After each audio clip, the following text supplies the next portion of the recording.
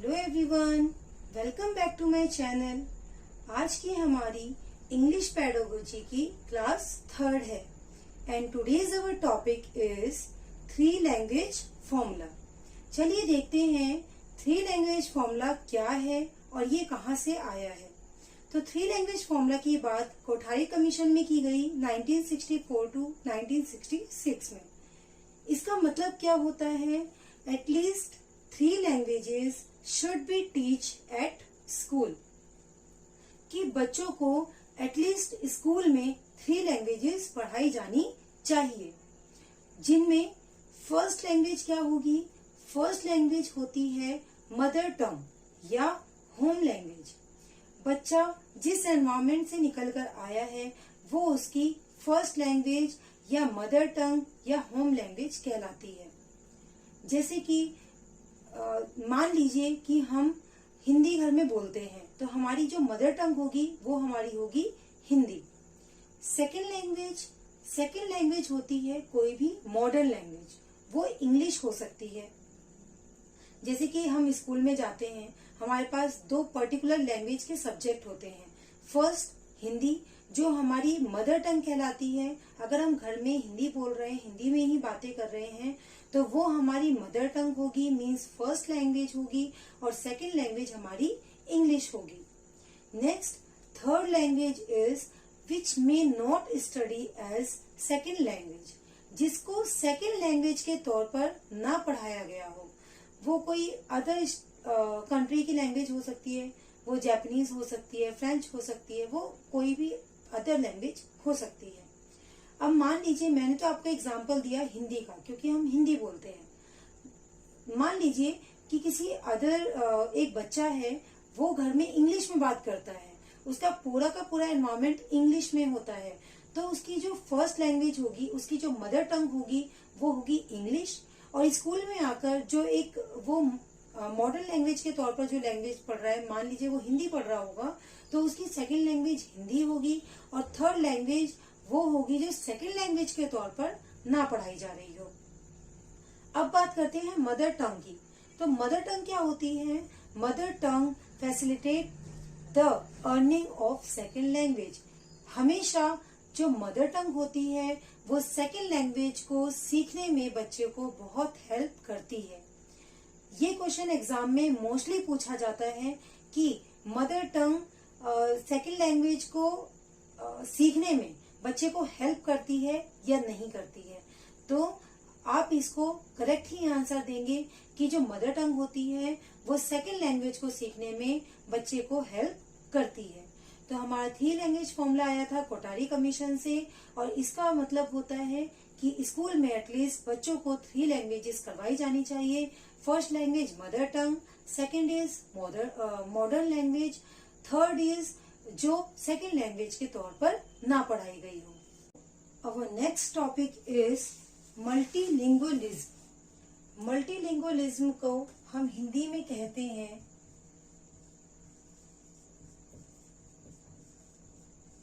बहुभाषावाद। जब आप कोई भी लैंग्वेज पेडागोजी पढ़ेंगे तो वहां पर आपको ये टॉपिक 110% पढ़ना पड़ेगा, क्योंकि इससे बहुत ही ज्यादा क्वेश्चंस आने की संभावनाएं रहती हैं। तो हमारा टॉपिक है मल्टीलिंगुअलिज्म। चलिए देखते हैं ये क्या होता है। मल्टी, नाम से ही पता चल रहा है, मल्टी मीन्स बहु। बहु का मतलब बहुत सारी या एक से ज्यादा। बहुभाषावाद मतलब एक से ज्यादा भाषाएं जहां पर बोली जाती हैं, उसको कहते हैं multilingualism. Gives opportunity to use mother tongue of learners. Multilingualism में क्या होता है कि बच्चों को ये अपॉर्चुनिटी दी जाती है कि वो अपनी मदर टंग का उपयोग कर सकते हैं। जैसे कि आजकल स्कूल्स में क्या होता है कि उनको अपनी मदर टंग जरूर बोलने को दी जाती है। उससे क्या होता है कि जब बच्चे अपने एनवायरमेंट से निकल कर आते हैं तो वहां तो अपनी मदर टंग का यूज करते हैं, और अगर हम उनको स्कूल में कोई अदर लैंग्वेज बोलने के लिए फोर्स करें तो बच्चा कभी भी नहीं सीख सकता। तो मल्टीलिंगुअलिज्म में बच्चों को ये अपॉर्चुनिटी दी जाती है कि वो अपनी मदर टंग का उपयोग सीखने में कर सकते हैं। मल्टीलिंगुअलिज्म एक सोर्स होता है कंसेप्चुअल अंडरस्टैंडिंग के लिए। अब हम इसकी कुछ विशेषताएं देख लेते हैं। क्या होती हैं? एवरीवन या teacher should respect the mother tongue of every learner.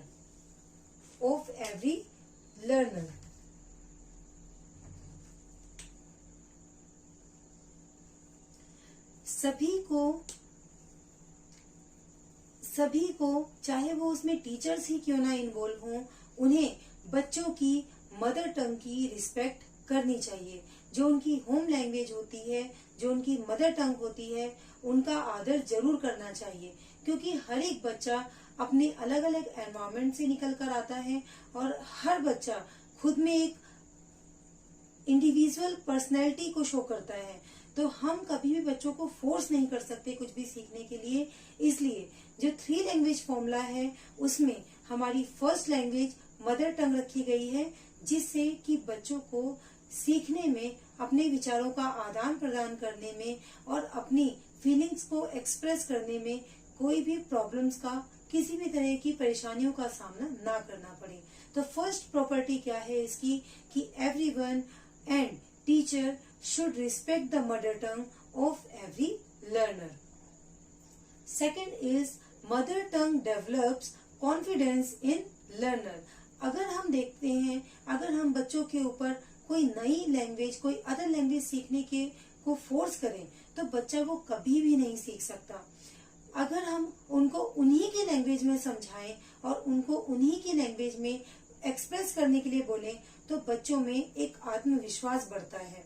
तो mother tongue develops confidence in learner. अधिगमकर्ता में मातृभाषा आत्मविश्वास बढ़ाती है। तो ये है हमारा मल्टीलिंगुअलिज्म। मल्टीलिंगुअलिज्म में एक से ज्यादा या 2 से ज्यादा भाषाएं इन्वॉल्व होती हैं, जिसको हम हिंदी में बहुभाषावाद कहते हैं। अगर आप हिंदी पेडागोजी करेंगे वहां पर भी आपको ये सेम टॉपिक करना होगा और इसका मतलब होता है gives opportunity to use mother tongue of learners. Now our topic is factors affecting learners. वो कौन कौन से फैक्टर्स हैं जो लर्नर्स को अफेक्ट करते हैं? तो चलिए देखते हैं। Our first factor is health. Health means स्वास्थ्य। ये माना जाता है कि जिस पर्सन का या जिस बच्चे का हेल्थ अच्छा होता है उस बच्चे में लैंग्वेज डेवलपमेंट भी अच्छी होती है। So language development is good in healthy person. Language development is good in healthy person. Second is intelligence. Intelligence means बुद्धि। यह माना जाता है कि यदि किसी बच्चे का या किसी पर्सन का जो इंटेलिजेंस है, जो उसकी बुद्धि है वो अच्छी होती है या हाई होती है तो उस बच्चे के अंदर लैंग्वेज डेवलपमेंट भी अच्छा होता है। सो ये कहा जा सकता है कि higher intelligence leads to high language development. Next is sex difference. Sex difference means लिंग विभिन्नता। यह माना जाता है कि गर्ल्स के अंदर अकॉर्डिंग टू बॉयज ज्यादा अच्छा लैंग्वेज डेवलपमेंट होता है। Girls have better language development as compare to boys. Next is size of family. Size of family, परिवार का आकार। यदि फैमिली जॉइंट है तो बच्चों में लैंग्वेज डेवलपमेंट बहुत अच्छा होता है, क्योंकि वो ज्यादा से ज्यादा लोगों के संपर्क में आते हैं, उनसे बातचीत करते हैं। इसलिए इन जॉइंट फैमिली जो बच्चों का लैंग्वेज डेवलपमेंट है वो as compare to single family या न्यूक्लियर फैमिली वो ज्यादा अच्छे से होता है। Next is बायलिंगुअलिज्म। बायलिंगुअलिज्म, बहुत सारी फैमिलीज ऐसी देखी जाती हैं जिनमें एक से ज्यादा लैंग्वेजेस का उपयोग किया जाता है। तो ये माना जाता है कि जिस फैमिली में सिंगल लैंग्वेज यूज की जाती है वहां पर लैंग्वेज डेवलपमेंट बेटर होता है। Single language has better language development. Single language has better language development. जिस फैमिली में एक भाषा का उपयोग किया जाता है वहां पर बच्चे के लैंग्वेज डेवलपमेंट बहुत अच्छे से होता है। क्योंकि अगर बच्चों से ज्यादा लैंग्वेज में बातचीत की जाए तो बच्चे उस लैंग्वेज को सीखने में बहुत ज्यादा कंफ्यूज हो जाते हैं। ना तो वो एक अपनी मदर टंग ही अच्छे से सीख पाते हैं और ना ही वो अदर लैंग्वेज अच्छे से सीख पाते हैं। Next is multiple birth. Multiple birth means एक से ज्यादा जन्म। जिस फैमिली में बहुत सारे बच्चे होते हैं वहां पर बच्चों का लैंग्वेज डेवलपमेंट अच्छे से नहीं हो पाता।